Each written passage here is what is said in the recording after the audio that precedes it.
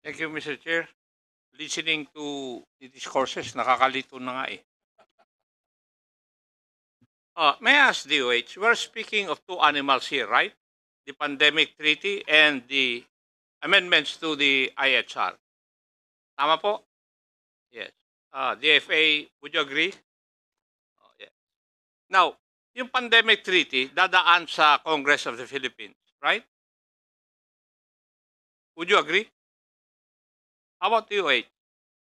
Yung IHR amendments, 307 I think of them, dadaan ba sa Congress?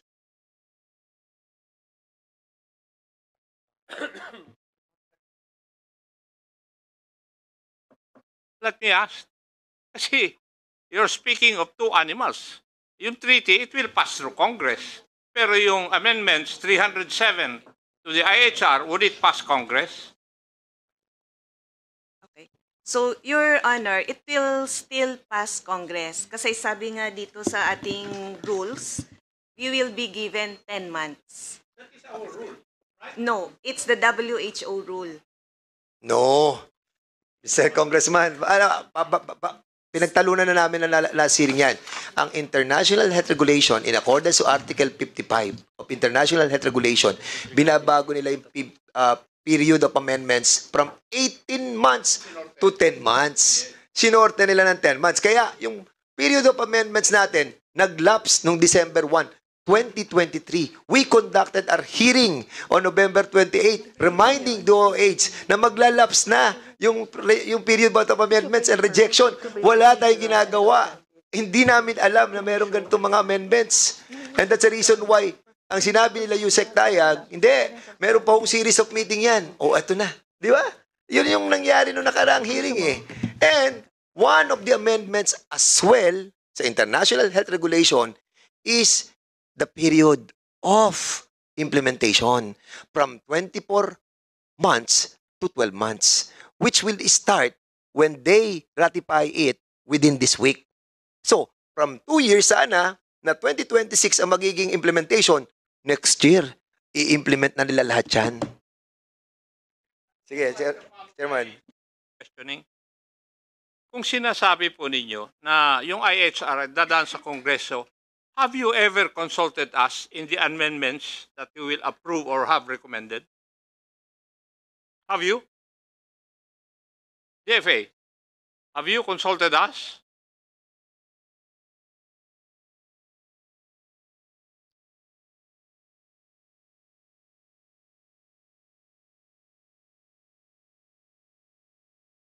Bakit hindi po kayo makasagot?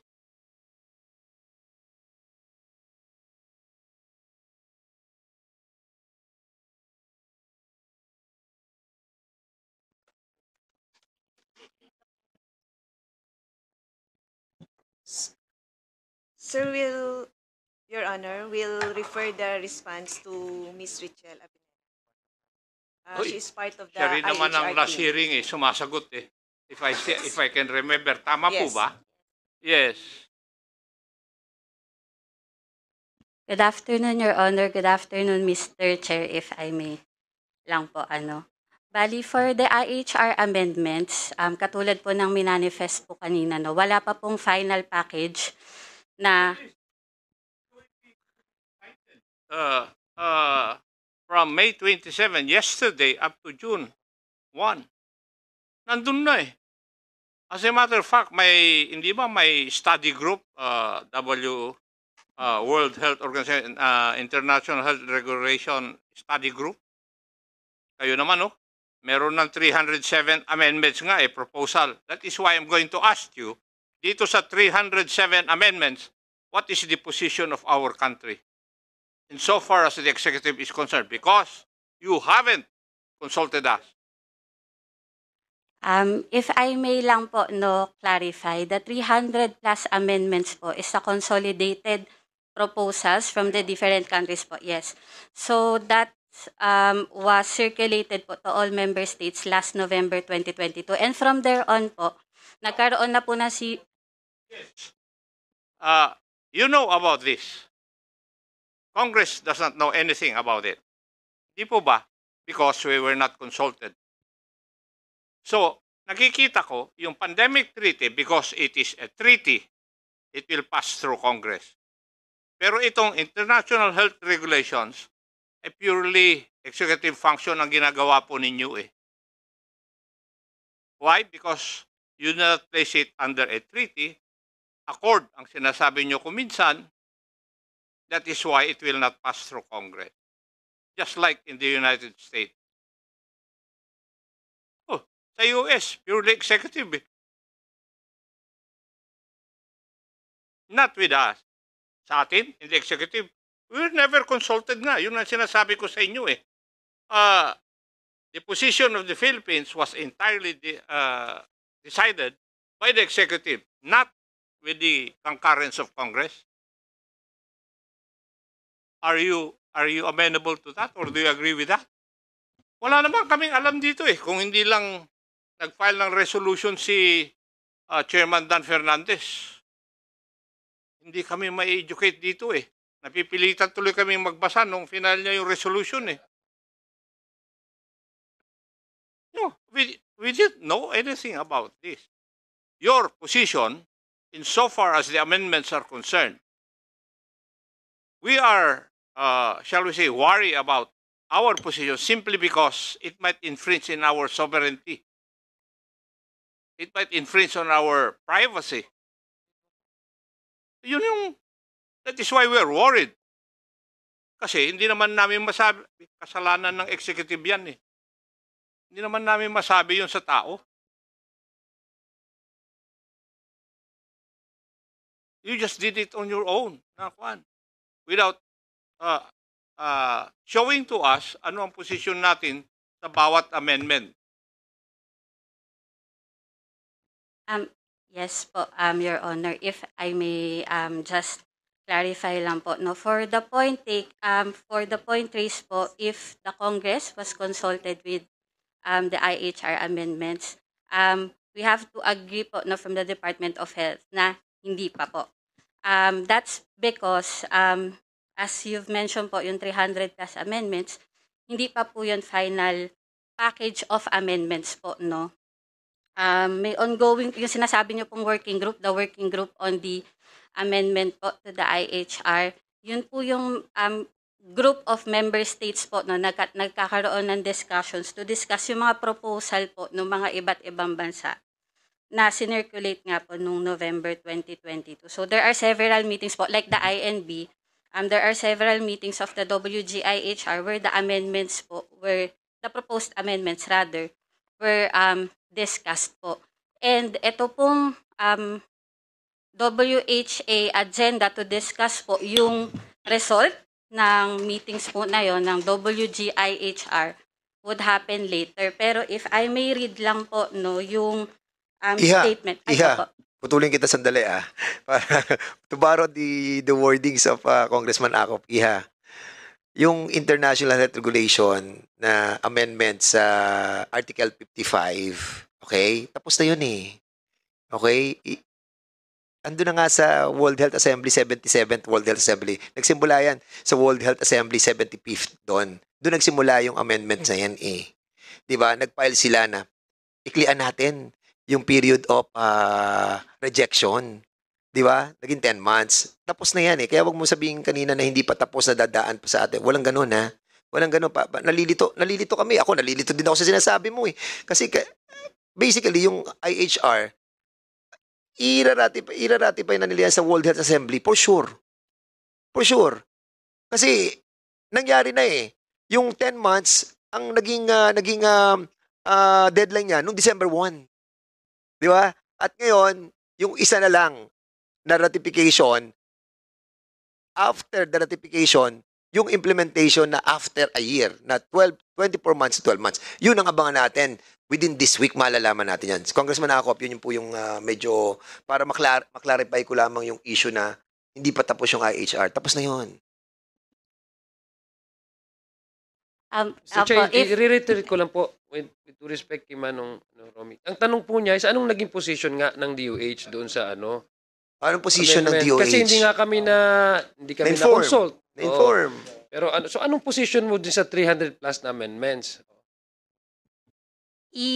distinguish ko lang po yung sinasabing Article 55 na tapos na po and etong 307 amendments po, no? So, the amendment to the Article 55 po of the IHR po was adopted already nung 75th World Health Assembly po, which happened in 2022.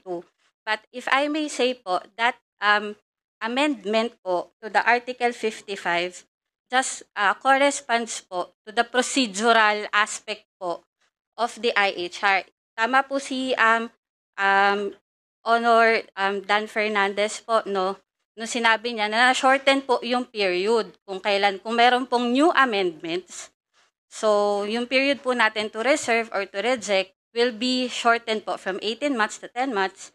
And then yung entry into force will be shortened from 24 months to 12 months po. Correct po yun. Pero that's a procedural amendment po. The 307, yung tinatawag po nating substantial amendments po, yun po yung ipuput into floor dito po sa 77th World Health Assembly happening right. Correct.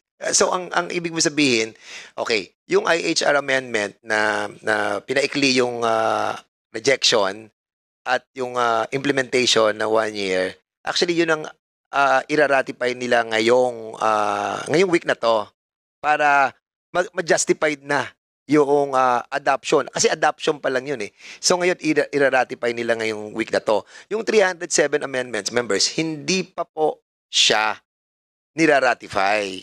But, nilagay na sa intergovernmental negotiating body yung issue ng 307 amendments. Pinag-uusapan na eh. Actually, ando na, draft. Ilang draft na yan eh. Ilang palit-palit na yan eh. Pero yung mga crucial na sinasabi namin mga amendments na yan, hindi dumaan sa atin eh. Do they have a copy of that, Mr. Chair? Yung Do pinadala you sa'yo. have a copy of the amendment? Of the current amendment? Do you have a copy of it? Your Honor, yes po, kasi kaka-update lang po nung Can you agenda submit list. us a copy Yes of po. that? The updated copy? Yes po. Mr. Chair? Congressman, Chair, Co-Chair. Kasi iilan lang naman doon sa article ng sa 307 amendments ang talagang worried kami. Alam mo ko, ilan lang. Hindi naman yung 307 amendments eh. Yung 307 amendments, okay lahat. Yung iba, nabasa ko eh. Ang problem, eto, sasabihin ko sa iyo, isa sa mga worry ako talaga, yung sa human rights, tinanggal nila. Yung sa liberty, saka freedom of persons, tinanggal nila yun eh. Nilagay nila equity. Pantay-pantay lang, ganon-ganon. So, mag-worry na kami doon. Pangalawa, mandatory. Pag sinabi nilang lockdown na tayo. Ayan, no? Lockdown na tayo. Sinabi nila yan, no? Sa article, article 24, 27. And then, yung hindi ka na uli makakapag-travel eh. Mandatory uli sa kanila na dapat meron kang certificate of vaccination lahat. That is the sanction. Yes. That is the sanction. Oo. That's the penalty. Yun ang problem natin dito sa mga amendments na to na hindi na naman dumaan sa Kongreso for us to review it. Para nagkaroon naman tayo ng position na we experience eh. Yung lockdowns eh. Saka forced vaccination eh. Doon sa mga ayaw. Ako, gusto ko yung vaccine eh. Nagpaturo ko. Paano yung sa ayaw? O, di ba? Nakuha yung point natin. Sige, Yusek, please. Thank you, Mr. Co-Chairs. For the appreciation of the body, like I said, I will go back to the INB itself. At least I could speak for the INB. Yung katulad nga ng sinabi natin, no, yung teksto niya, hindi pa po siya final. Kasi nga, hindi nagka-agree-agree yung mga bansa. But, merong dito pong language, hanapin ko lang po kasi I was waiting for my turn. Nakasulat dito, no, ito po, sa under Article 24, hindi na po siya naka-parenthesis. Yung mga iba po kasi, working document po to, no, yung mga naka-parenthesis, pinag-aawayan pa nila. Pero ito mukhang wala ng away. But for the appreciation of the co-chairs, nakasulat, it is hardwired into the text of the pandemic agreement, at least, no. Nothing in the WHO pandemic agreement shall be interpreted as providing the WHO Secretariat, including the WHO Director General or any authority to direct, order, alter, or otherwise prescribe the national and or domestic laws as appropriate or policies of any party, meaning state. state party, or to mandate or otherwise impose any requirements that parties take specific actions such as a ban or acceptance of travelers, imposing of vaccination mandates or therapeutics or diagnostic measures, or implement lockdowns. True. So nasa pandemic Yusek, agreement True, po yun. tama yan. Opo. Nabasa ko rin yan. Opo. But the problem is the recommendation of the WHO on the different domestic law. Like what the law that we pass. Yung pinas namin, parang copy-paste lang yun eh.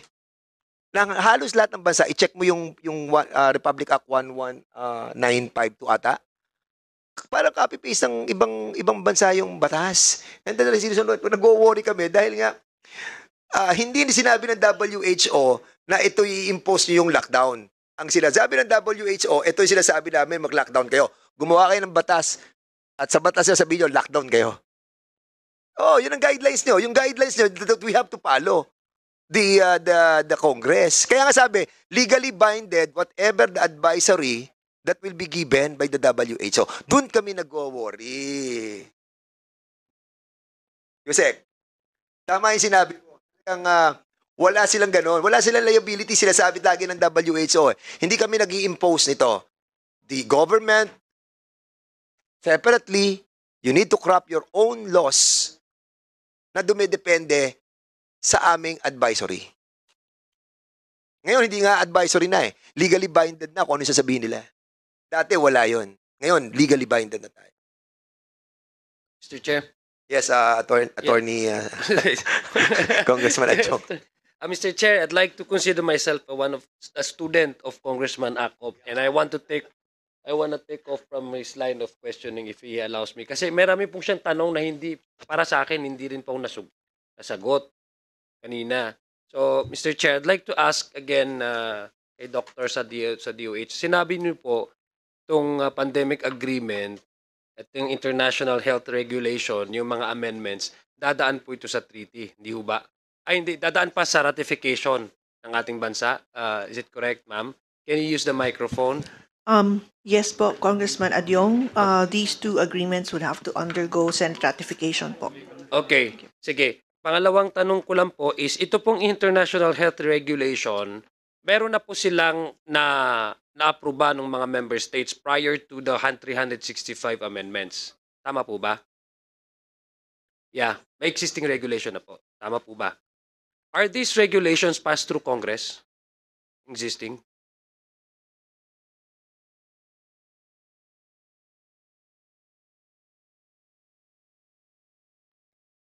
Please, can you clarify to me? Kasi, because when we ask you, all these treaties and agreements or whatever you call it have to pass through Congress, di ba? Nag-agree na po tayo doon, no?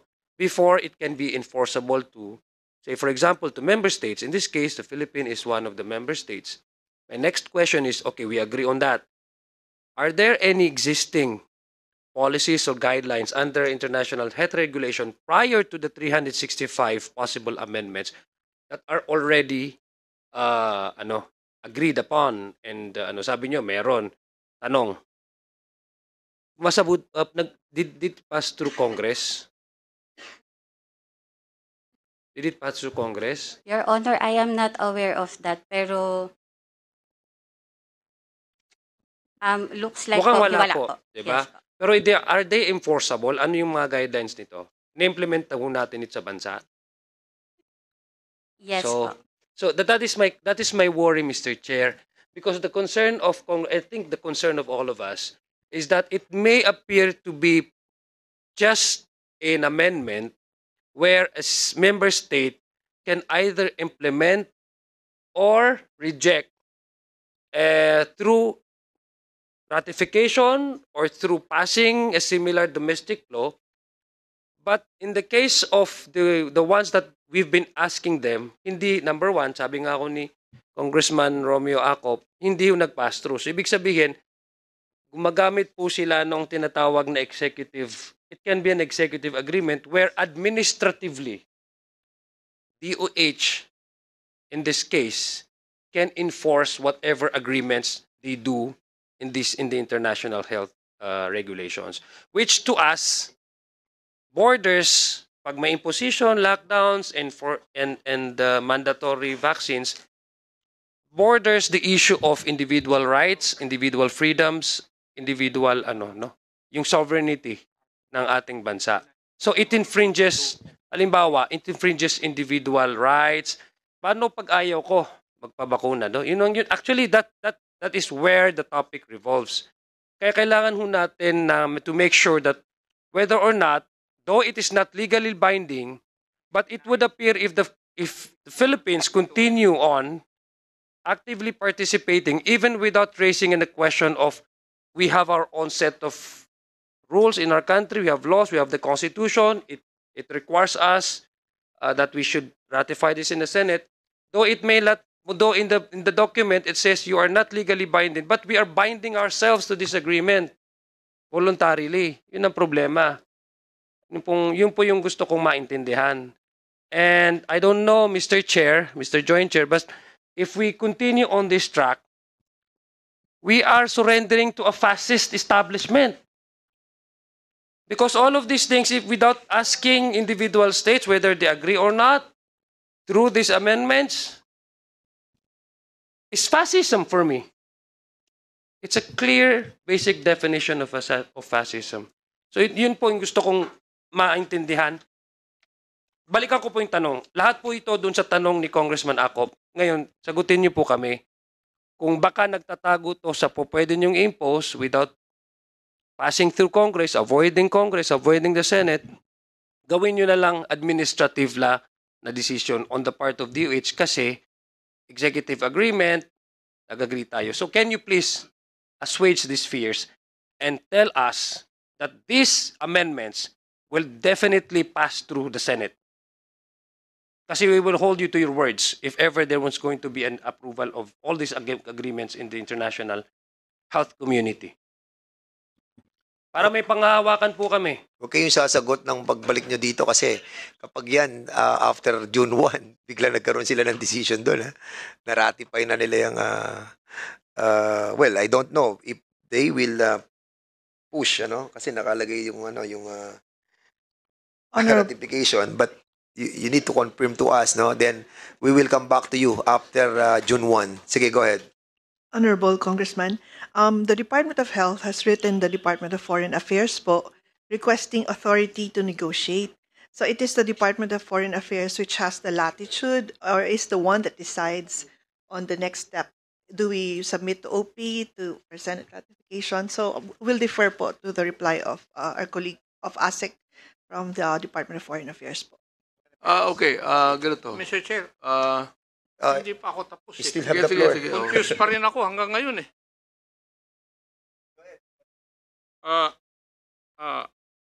Madam Abellera, in the last hearing, sinabi po ninyo na kasama po kayo sa working group discussions on IHR amendment.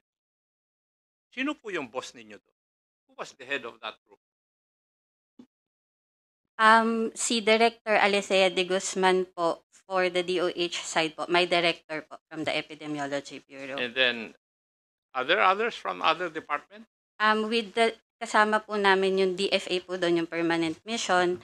And then from the DOH side, other than the Epidemiology Bureau, meron pong representatives from the Legal Service, also from the DOH, from the BIHC, and also from the Bureau of Quarantine.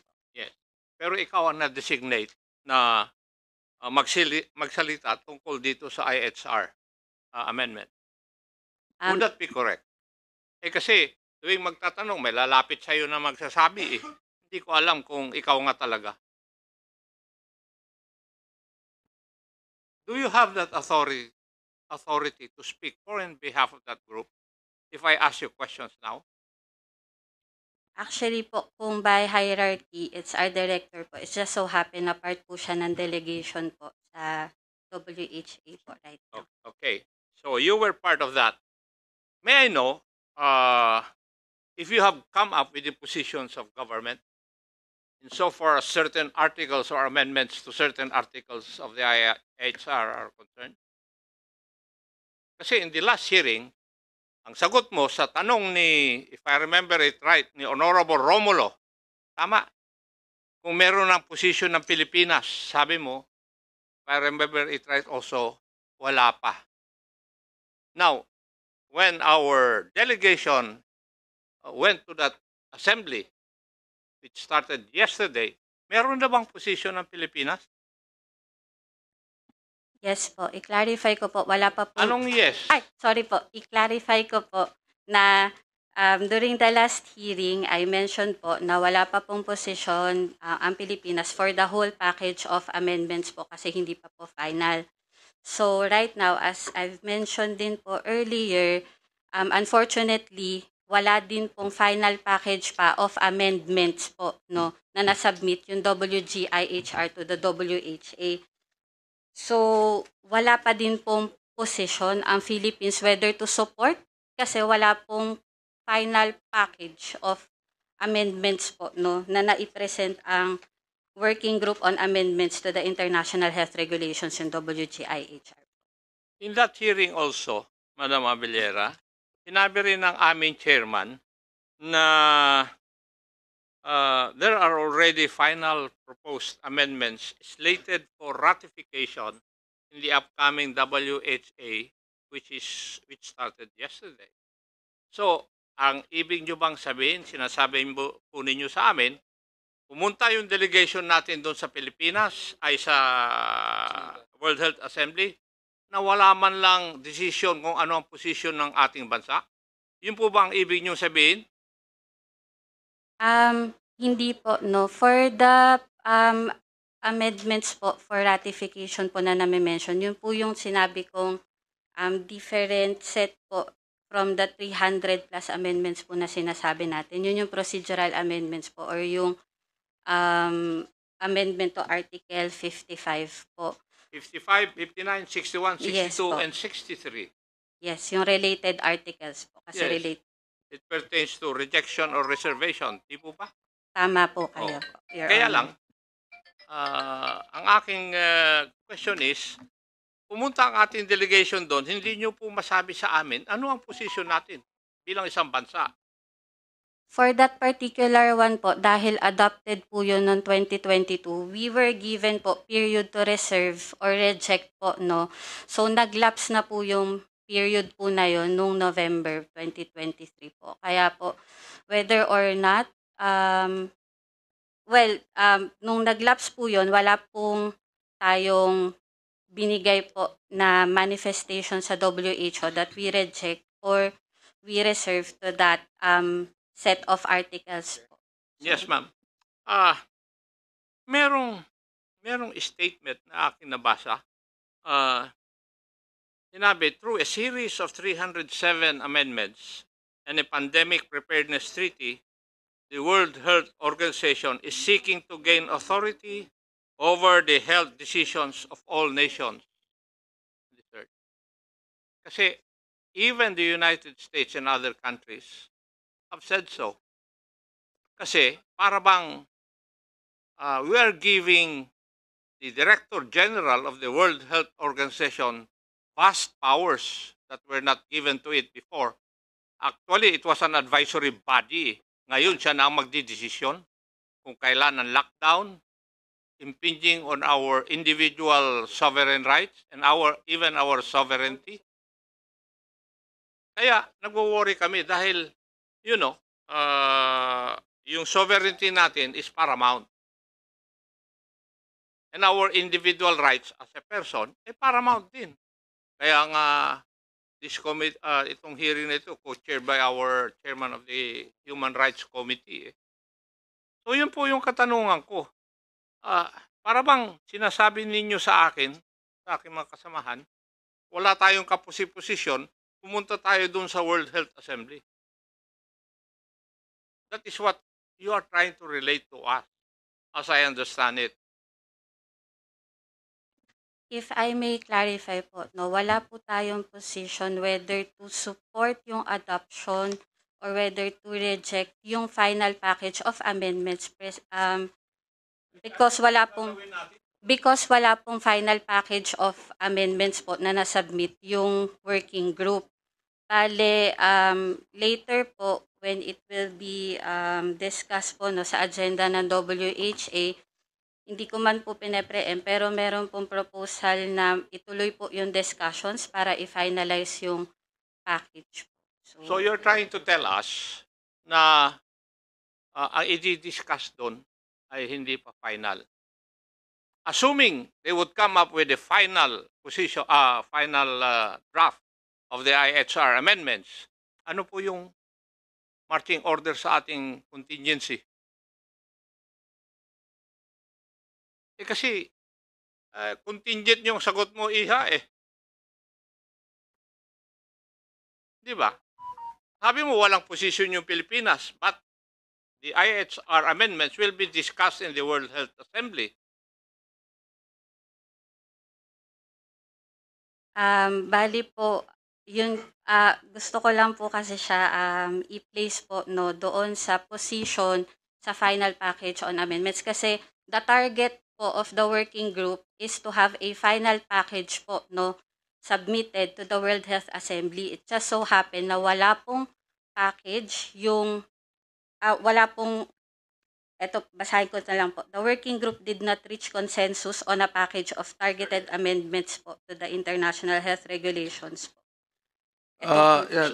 Kaya nga, that gives credence to my statement na yung ating contingent na nandun ngayon sa World Health Assembly, wala silang position.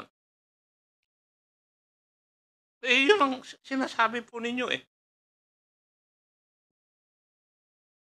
But they are ready kasi meron po ditong sinabi din po na they are ready for what? Additional discussions to finalize the package po. Sa akop na, if I continue, no, a relation to